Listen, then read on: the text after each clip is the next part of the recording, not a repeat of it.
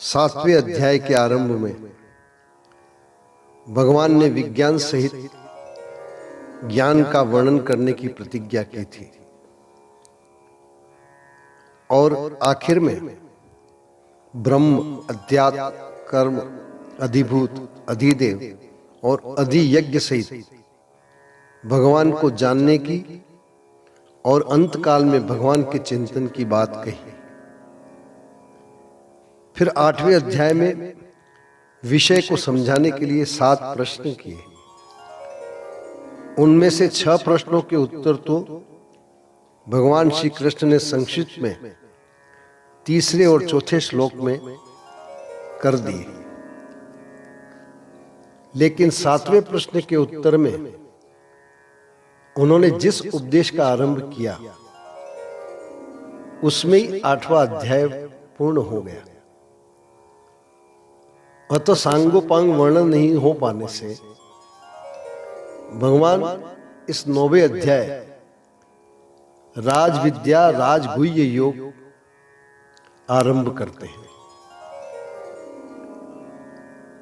अथ 9मोऽध्याय श्री भगवानुवाच इदं तु ते गुह्यतमम् प्रवक्ष्याम्यनसूयवे ज्ञान विज्ञान सहितं यज्ञात्वा मोक्ष से शुभा।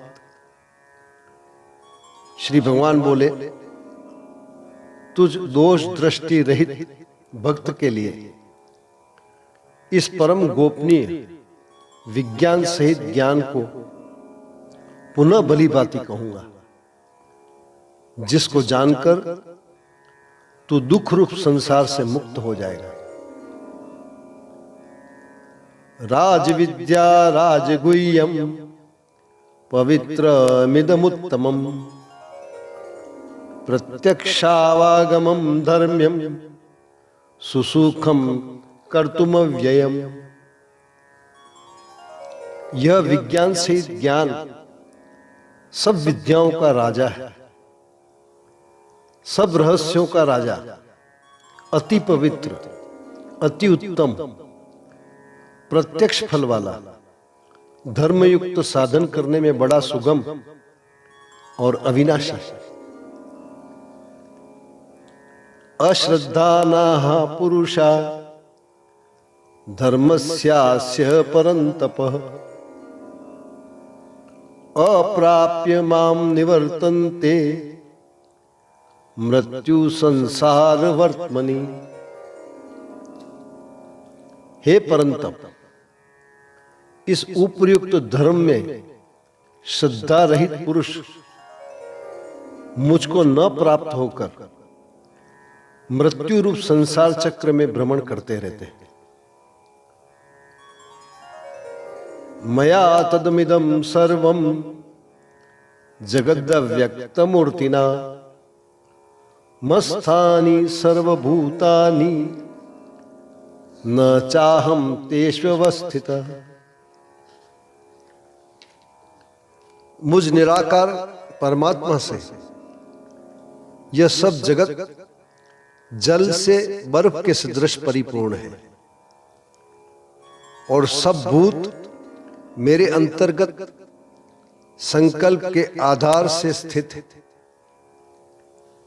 किंतु वास्तव में मैं उनमें स्थित नहीं हूं।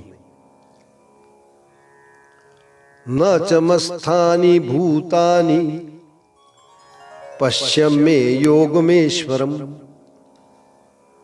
भूत ब्रह्म च भूतस्थो ममात्मा भूत भावनः। वे सब भूत मुझ में स्थित नहीं है, किंतु मेरी ईश्वरीय योग शक्ति को देख कि भूतों का धारण पोषण करने वाला और भूतों को उत्पन्न करने वाला भी मेरा आत्मा वास्तव में भूतों में स्थित नहीं है। यथाकाश स्थितो नित्यम वायु सर्वत्र गो महान् तथा सर्वाणि भूतानि मस्तानित्युपधारय। जैसे आकाश से उत्पन्न सर्वत्र विचरने वाला महान वायु सदा आकाश में ही स्थित है, वैसे ही मेरे संकल्प द्वारा उत्पन्न होने से संपूर्ण भूत मुझ में स्थित है, ऐसा जान। सर्वभूतानि कौन्तेय प्रकृतिम यान्ति मामिकाम कल्पक्षये पुनस्तानि कल्पादो वृषजाम्यहम्।